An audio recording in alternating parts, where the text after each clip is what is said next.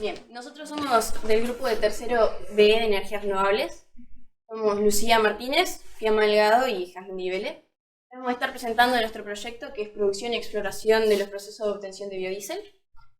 Les vamos a estar hablando sobre lo que son las energías renovables y vamos a profundizar en la biomasa. Posteriormente le vamos a hablar de los biocombustibles y profundizamos en el biodiesel. Y por último les vamos a mostrar los procesos que realizamos y los resultados que obtuvimos. Como objetivos teníamos un objetivo general que era producir biodiesel a través del proceso de transesterificación con distintos aceites vegetales siendo nuevos y usados. Y como objetivos específicos teníamos realizar la caracterización de los aceites a ser utilizados, explorar el procedimiento de obtención de biodiesel, examinar las características del biodiesel obtenido y determinar el rendimiento de los diferentes aceites en la producción de biodiesel. Como marco teórico. Bueno, las energías renovables son aquella energía que se obtiene a partir de fuentes naturales que son inagotables. Algunas de ellas son solar, energía que se obtiene a partir del sol. Se dividen de dos tipos, térmica y fotovoltaica. Energía eólica, que es la energía que se obtiene a partir de la energía cinética del viento, por medio de unos aerogeneradores. Otro tipo de energía renovable es la biomasa, que es toda materia orgánica que es procesada para producir energía. Estas se clasifican en tres tipos, según su origen, natural, residual y cultivo energético, según su composición y según su estado, líquida, sólida o gaseosa. Cabe destacar que esta tiene emisiones neutras, esto quiere decir que entra dentro del ciclo de carbono, que es cuando la fotosíntesis absorbe dióxido de carbono, liberando oxígeno, y esta se utiliza como biomasa, y se hace la combustión, libera dióxido de carbono y se cierra el ciclo. Bien, acá tenemos un esquema de algunas de las aplicaciones que se le pueden dar a la biomasa. Podemos ver que se divide en distintos tipos de procesos, como pueden ser procesos termoquímicos, procesos biológicos, procesos químicos. Podemos ver también que para algunos procesos se necesita realizar un proceso anterior. Este generalmente es un proceso físico que consiste en una reducción granulométrica, secado y densificación de la materia. Tenemos como procesos termoquímicos el más común, que es la combustión. Posteriormente tenemos la gasificación y por último tenemos la pirólisis. Estos dos últimos nos dan dos productos a los que se aplican. La gasificación nos da el gas de gasificación y la pirólisis nos da aceite de pirólisis y nos da carbón vegetal. Todos los que se nombraron ahora son aplicables como forma de calor y se pueden transformar también en electricidad. Bueno, los biocombustibles son combustibles de fuente orgánica. Estos son biogás, bioetanol y biodiesel. El biogás por una digestión anaerobia y el bioetanol por una fermentación alcohólica a través de caña de azúcar, cereales o remolacha azucarera. Posteriormente tenemos el biodiesel, que es un combustible de transporte para el cual se realiza para obtenerlo es un proceso químico llamado transesterificación. Este proceso químico necesita materia específica como la colza, la soja y el girasol, los cuales se clasifican como oleaginosos. Esto quiere decir que tienen al menos un 50% de lípidos, los que se denominan como aceites o grasas. Ya dijimos que es como un combustible de transporte. Bueno, la caracterización de los aceites, esto sirve para caracterizar nuestro aceite y luego compararlo con nuestro biodiesel. Las características son densidad, que lo que hicimos fue hacer un cálculo de la masa del aceite debido al volumen. Luego, con el pH biodiesel, lo que hicimos fue agarrar un indicador de pH y colocarlo dentro del aceite o del biodiesel. Una vez que este cambie de color, lo comparamos con la tabla de grado y ahí sabíamos qué grado correspondía. Luego, con la valoración o titulación, esto sirve para saber si tiene ácidos grasos libres y para saber si precisa o no exceso de catalizador. Para esto lo que hicimos fue hacer en una bureta, eso. Ahí hicimos una solución de hidróxido de potasio con agua destilada y en un vaso de bohemia colocamos aceite, alcohol isopropílico y fenolftaleína y le íbamos agregando gota a gota la solución del hidróxido de potasio. Una vez que este cambio de color a un tono rosado era porque la titulación ya estaba lista y así lo comparamos con el volumen utilizado anteriormente. Por acá tenemos la reacción que se da, es una reacción química que se llama transesterificación, se da entre lo que es un aceite o una grasa con un alcohol. Lo que consiste en que el alcohol divide la molécula de nuestro aceite o grasa y lo forma en glicerina y en éster metílico, que es lo que nosotros llamamos biodiesel. También cabe destacar que se utiliza algo que se llama catalizador, debido a que el alcohol no es suficientemente fuerte para realizar la reacción por sí solo. Acá podemos ver esto, que es una placa térmica, se utiliza para elevar la temperatura de nuestra grasa o aceite hasta una temperatura de entre unos 50 y 55 grados. Simultáneamente a esto, lo que se hace es una solución que se llama metóxido, consiste en el alcohol y nuestro catalizador diluido, y se lo agrega cuando el aceite o la grasa está en la temperatura óptima, y se aplica una agitación constante, y posteriormente, cuando está todo mezclado, se empiezan a ver estas cosas que son la glicerina formándose, que es la parte más oscura del biodiesel. Acá se puede ver cómo aplicamos lo que se llama metóxido a la solución precalentada. Les vamos a estar mostrando algunos de nuestros resultados, los cuales son biodiesel de girasol con aceite nuevo. Podemos ver a primera vista, que es nuestra forma de determinar si obtuvimos biodiesel o si fue un proceso fallido, es viendo si se divide en dos fases. La fase más densa, que es la glicerina, y la fase menos densa, que es el biodiesel. También tenemos una tabla donde se esquematizaron todos los datos que obtuvimos a través de todo el proceso, que son datos del aceite, datos del proceso y datos del biodiesel. Los datos más importantes a recalcar son si requiere exceso de catalizador, que este no requiso, porque es un aceite nuevo, entonces no tiene ácidos grasos. También se debe destacar la cantidad de catalizador que se utiliza, el tiempo de la reacción, el pH del biodiesel y el rendimiento del aceite. El rendimiento de este aceite fue un 93%, y la cantidad el tiempo de la reacción fue de 40 minutos. Bueno, este es otro tipo de biodiesel, que fue biodiesel de soja nuevo, que también se puede ver a simple vista la distinta fase, de abajo la glicerina y arriba el biodiesel. Este cambió de color la glicerina ya que cambió el tipo de aceite. Esta no requirió exceso de catalizador, y también nos podemos dar cuenta que es biodiesel ya que entró dentro del grado de pH biodiesel, ya que el pH biodiesel es entre 6 y 8 y a nosotros nos dio entre 6 y 7. Y el rendimiento que obtuvimos fue de 95%. Acá, como mencionó mi compañera anteriormente, las características del aceite también nos dan la tonalidad del biodiesel o de la glicerina. Podemos ver que acá, utilizando un aceite de girasol usado, el biodiesel cambió su tonalidad a un amarillo más fuerte, siendo que los otros anteriores eran más como transparentes. También podemos ver bien definidas las dos fases. En este sí requirió exceso de catalizador debido a que es un aceite que tiene ácidos grasos libres, determinado, como explicó mi compañero anteriormente, en la titulación. También entró dentro de los rangos del pH y tuvimos un rendimiento de este biodiesel de un 96%. Bueno, este es otro tipo de biodiesel que fue de soja usado, que no lo pudimos caracterizar ya que lo perdimos en el laboratorio del Polo Tecnológico de Durazno, pero también se puede ver la diferencia de fase, arriba el biodiesel y abajo la glicerina. Este fue nuestro primer intento de biodiesel que se nos saponificó, o sea que se nos hizo jabón, y a simple vista se puede ver que no se obtuvieron la diferencia de fase, ya que tiene glicerina. Acá tenemos una muestra de nuestro biodiesel de girasol usado y nuestra glicerina, y se puede ver a simple vista la diferencia de viscosidad de cada uno.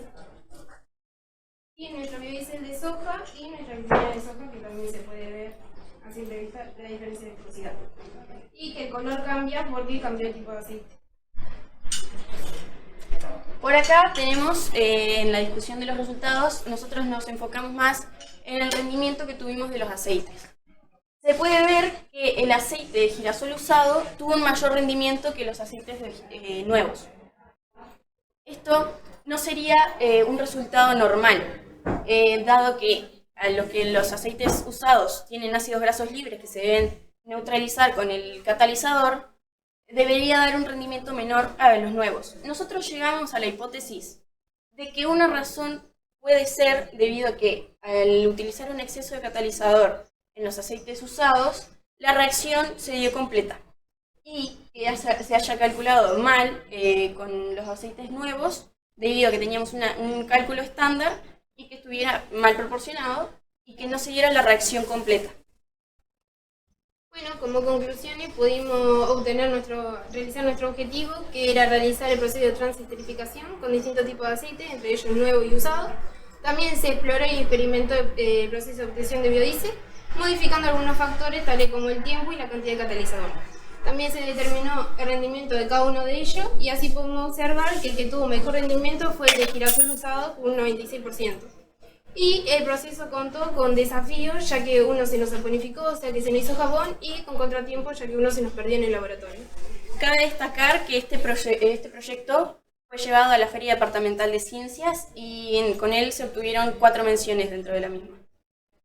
Y con eso les queremos agradecer por escucharnos y por todo.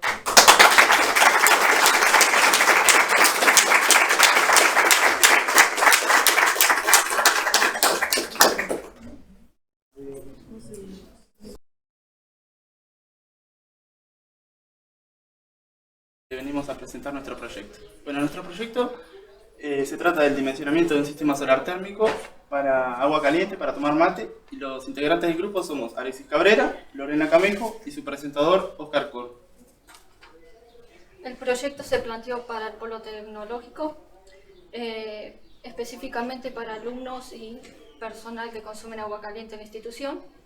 Elegimos el tema solar térmico y fotovoltaico porque sería beneficioso y necesario contar con una forma eficiente de obtener agua caliente y un ahorro económico al mismo tiempo. Bueno, como objetivo general tenemos el dimensionar el sistema solar térmico y fotovoltaico para abastecer de agua caliente al polo educativo tecnológico para el consumo de mate y demás bebidas. Como objetivos específicos tenemos el determinar la demanda de agua caliente para el consumo de mate en la institución, dimensionar un sistema de producción de agua caliente, dimensionar el sistema fotovoltaico para alimentar un sistema auxiliar eléctrico y por último estudiar la conexión para celulares alimentada con energía fotovoltaica. Vamos con el marco teórico. La energía solar es aquella que se obtiene a partir del sol en forma de radiación electromagnética mediante colectores o paneles solares. Esta se puede utilizar para obtener energía térmica o generar electricidad. Alguna de las ventajas de esta fuente es que es una fuente de energía limpia e inagotable, es totalmente silenciosa y accesible. El funcionamiento de la energía solar térmica es mediante colectores solares térmicos, que son dispositivos que usan la energía del sol para calentar líquidos, principalmente agua. Acá tenemos un esquema de un colector solar de tubos de vacío, que el vacío lo tendría entre medio de 2 capas de vidrio, que se ve ahí en un espacio, y luego adentro tendría un absorbedor de aluminio que transfiere el calor al agua, luego baja el agua a los tubos de vacío, se calienta ahí adentro y cuando se calienta sube por algo que se llama estratificación del agua, que es cuando el agua más caliente sube por ser menos densa. Y se forman diferentes capas y el agua fría va, y se forma un ciclo. Bueno, principales consideraciones a la hora de instalar, de una instalación solar: el lugar de instalación y radiación solar, tamaño de la instalación, orientación e inclinación, tipo de colector, tipo de paneles, y luego componentes necesarios para la instalación. Los componentes que se necesitan en la instalación térmica va a depender del tipo de colector que se quiere instalar. Para la instalación fotovoltaica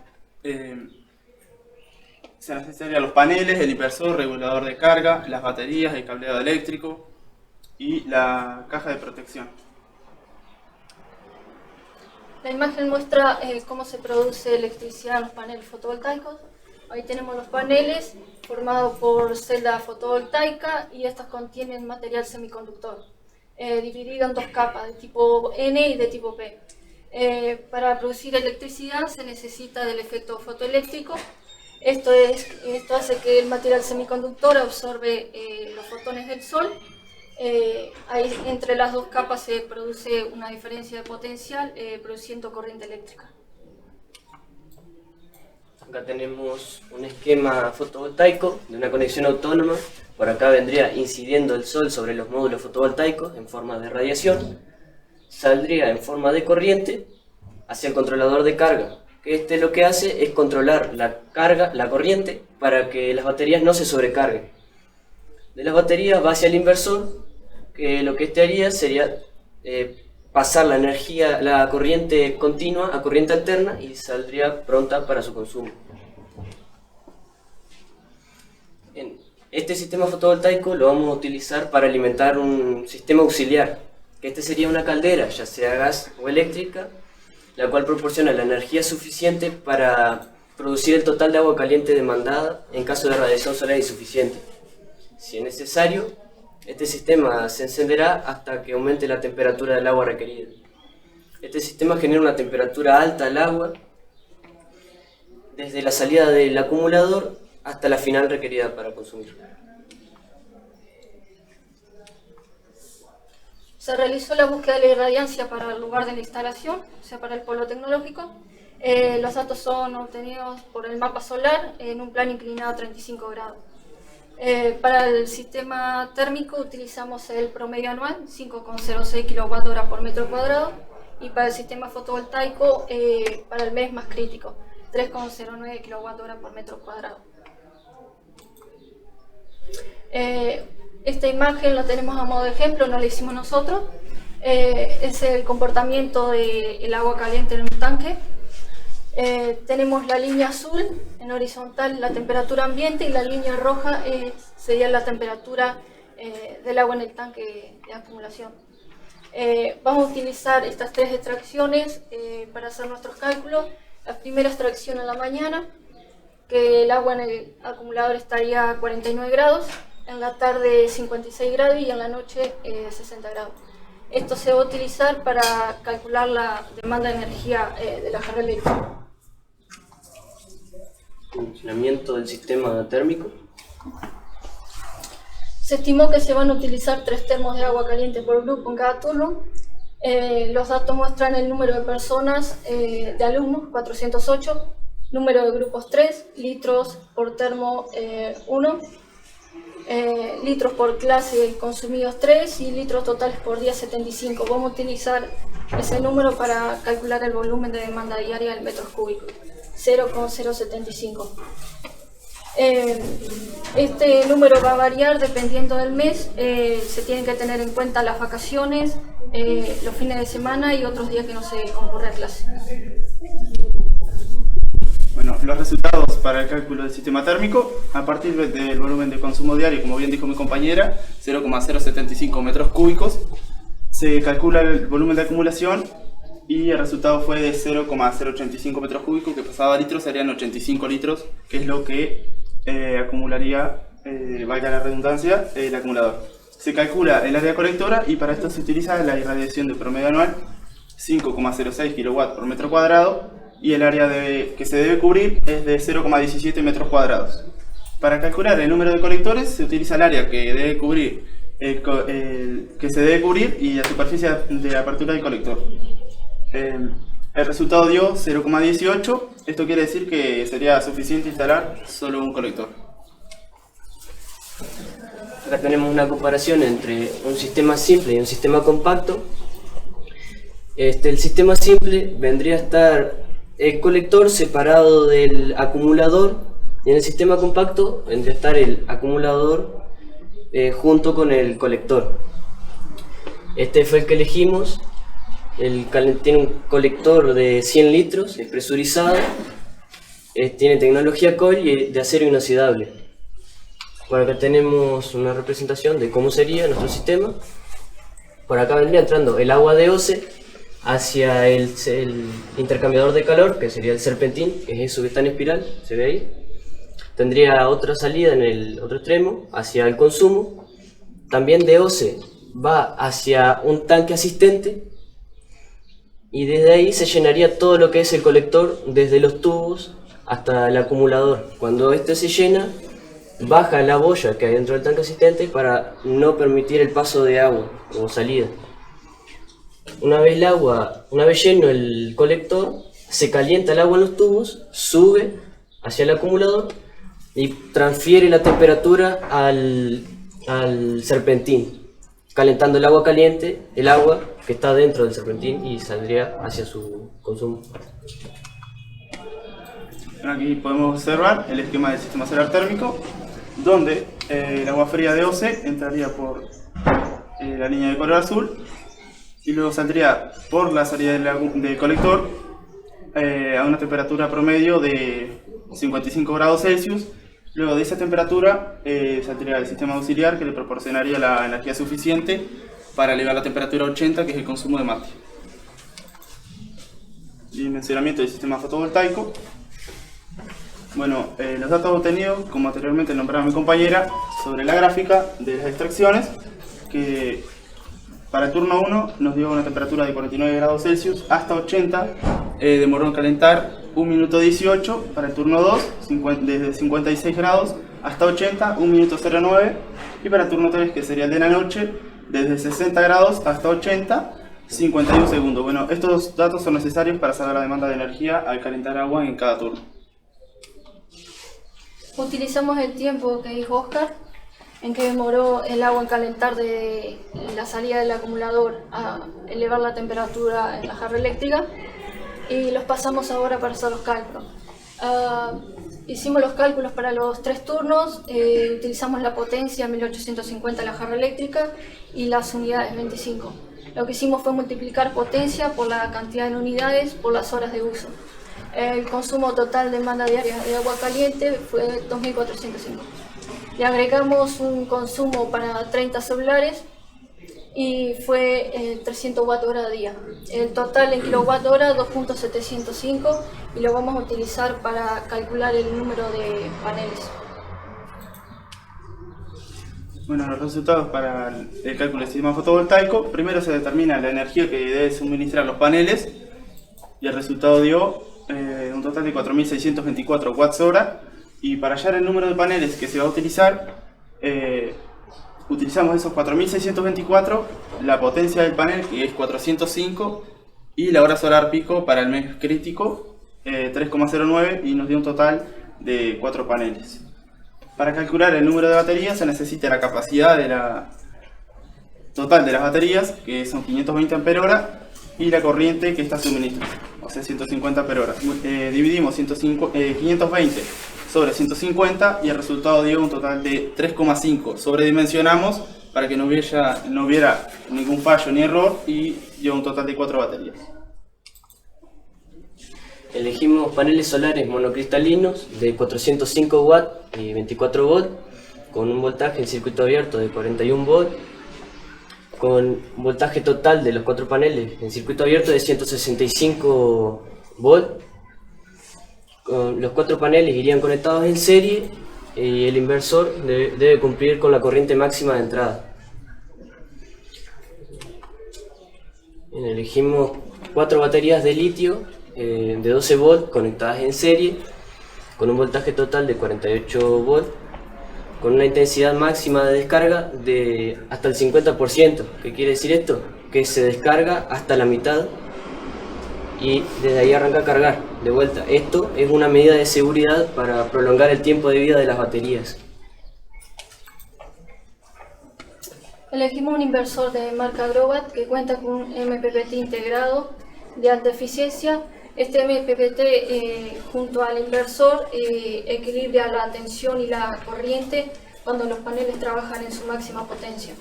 Es un modelo inversor, regulador y cargador para baterías de 48 volts, una potencia máxima de paneles solares en 1000 watts, una corriente máxima de entrada 80 amperios y un voltaje máximo de circuito abierto de 450 volts. Esto será suficiente para cubrir el voltaje total de los paneles. Voy a explicar el sistema solar fotovoltaico. Tenemos los 4 paneles conectados en serie y conectados al inversor cargador. Tenemos las baterías conectadas en serie y conectadas al inversor, y esto va a pasar por la caja de mando y protección. Acá en el 1 tenemos el interruptor de apertura de los paneles, F1 y F2 son los fusibles, apertura del banco de baterías, y acá tenemos las conexiones para la jarra eléctrica y los celulares. Este sería el posible lugar físico de la instalación de nuestros sistemas térmicos y sistemas fotovoltaicos irían orientados hacia el norte, porque estamos en el hemisferio sur, a una latitud de 35 grados más 10 para invierno, esto para una mayor eficiencia y que capte la mayor cantidad de radiación solar posible.